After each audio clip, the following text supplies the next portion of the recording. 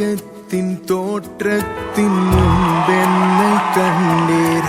தாயின் கருவினுள்ளே என்னை நினைத்தீர்.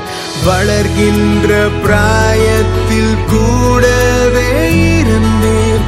சிந்தை முழுவதிலும் நிறைந்து வந்தீர்.